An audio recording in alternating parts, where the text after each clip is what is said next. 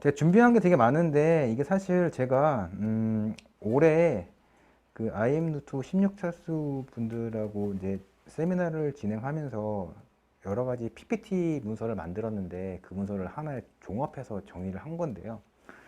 문서가 되게 많습니다. 근데 정말 아주 간단한 오버뷰만 하고 넘어가겠습니다. 커널 코드를 이제 일단 이제 여기서 커널로 넘어가겠습니다. 이제 커널에 대해서 커널 코드를 분석을 잘하는 방법에 대해서 설명을 드릴 텐데요. 그 코드를 위에서 아래로부터 읽으면서 코드의 내용을 이제 이해할 수 있는 분은 사실 거의 없거든요. 저도 사실 그렇게 이해 못하고요. 문영일 선배님 가능할 것 같아요. 그분은 가능할 것 같은데 그래서 코드의 변화를 보시는 게 좋습니다. 코드가 왜 바뀌었는지. 그러니까 이 방법론은요, 제가 되게 존경하는 선배 개발자분이, 선배가 아니, 형이지. 칼텍 교수로 있는데, 칼텍에서도 이렇게 얘기를 한대요. 너희들 소스 분석할 때, 소스만 보지 말고 소스의 변화를 봐라. 그렇기 때문에, 근데 git 블레임 명령어를 사용하시면, 그 git 커밋 정보가 보이시거든요. git은 다 아시잖아요. 그래서 그렇게 활용하시면 좋을 것 같고요. 그래서 git 블레임 명령어를 치면 이제 커밋 정보가 나오고 그리고 커밋을 git show 명령어로 치면은 볼 수 있기 때문에 소스의 변화를 보시는 걸 추천을 드립니다. 그리고 전처리 파일을 좀 사용하시면 되게 좋은 게요. 그 전처리라는 게 뭐냐면 그 컴파일러에서 여러 컴파일하는 과정에 그 중간 단계 매크로를 다 파징한 그런 파일인데 전처리 파일을 함께 보시면 삽질을 굉장히 줄일 수가 있어요. 저는 커널 코드를 분석하다가 매크로 따라가다가 삽질을 굉장히 많이 했는데 전처리 파일을 꼭 한번 활용하시기를 권장드리고요. 패치는 여기 있습니다. 그리고 제가 그 블로그에다가 전철에 관련된 그런 추출하는 방법을 올려놨기 때문에 참고하시면 되게 도움이 될 것 같습니다. 질문이 있는데요. 네. 전처리 파일 저걸 하면은 그러니까 그건 거죠. if, and 뭐 이렇게 이럴 땐 빌드되고 안 되고 이런 거를 구분해서 뭐 결과가 나오는 건가요? 그러니까 실제 어떤 코드가 컴파일이 되는지를 볼 수가 있고요. 그거에 그러니까 뭐 if 전처리를 if가 돼 있으면 이 코드 아니면 저 코드 이걸 구분해서 볼 수 있다는 게 그러니까 실제로 빌드되는 그죠? 결과물을 보시는 거죠. 실제 컴파일이 되는 코드의 전처리 파일을 보실 수가 있는 거고요.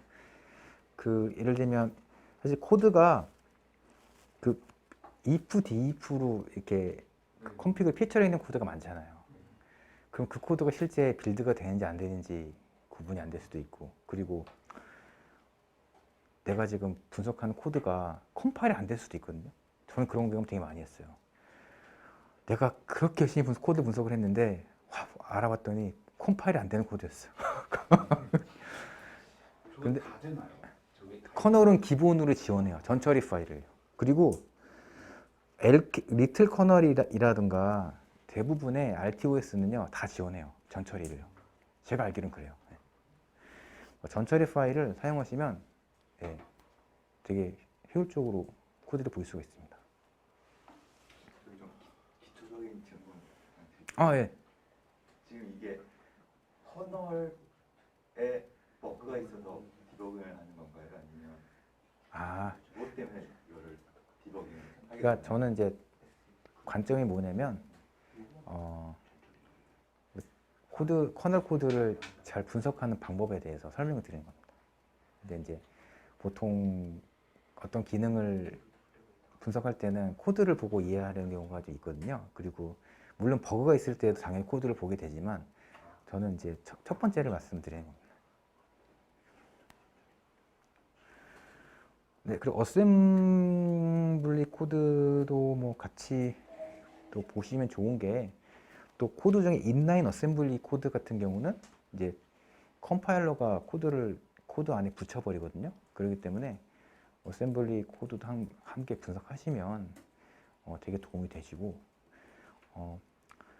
저는 보통 소스 코드를 분석할 때 보면은 그냥 제가 뭐 어떤 내용을 저도 커널 소스 코드를 분석을 하거든요. 왜냐면 뭐 팀장님이 기술조사 해오라 그러면 막 코드를 분석해야 되는 그런 상황도 있고, 그리고 가끔 이제 문제를 해결해야 되는 상황이라면 코드를 분석해야 되는데, 대부분 저는 어떻게 분석하냐면 커밋 로그를 많이 봅니다. 그러니까 코드가 어떻게 바뀌었는지. 그리고 또 생각이 난 건데 또 굉장히 좋은 디버깅 방법이 또 하나 있는데요. 저는 이걸로 문제 해결하는 친구도 봤는데 기수로만 디버깅해서 그러니까 문제를 해결한 걸 본 게 뭐냐면, 디버깅 안 하고요, 어느 시점에 그 소스 이미지가 있잖아요. 그 이미지 이후부터 그 이후에 반영된 커밋 있잖아요. 커밋을 다 분석을 해요. 분석했더니 이 코드가 뭔가 문제가 있네 해서 빌드해갖고 실행했더니 문제가 안 나오는 경우도 봤거든요. 그래서 하여튼 코드의 변화는 보는 게 굉장히 중요합니다. 실전 개발에 중요하고요.